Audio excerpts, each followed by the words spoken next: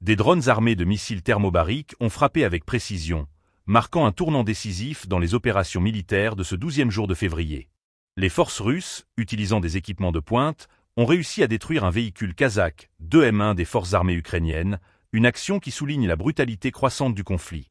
Dans le même temps, un équipage de grade du groupe de forces du Dnipr a neutralisé un point de contrôle de drones près de Kherson, accentuant l'intensité des combats dans cette région stratégique.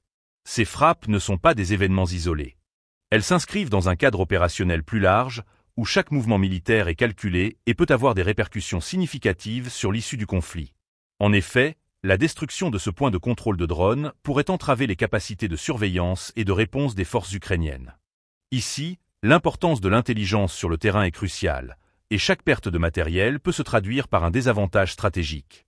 Dans la région de Koursk, un hélicoptère d'attaque K-52M a fourni un soutien aérien essentiel à l'infanterie ukrainienne, lançant des obus S-8KOM pour couvrir les troupes au sol.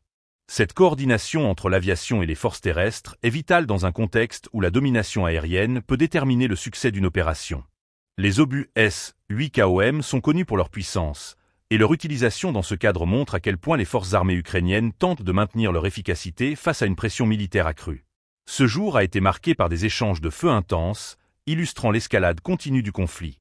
Les forces russes semblent s'organiser de manière à maximiser leur impact, tandis que les forces ukrainiennes doivent s'adapter rapidement pour contrer ces offensives.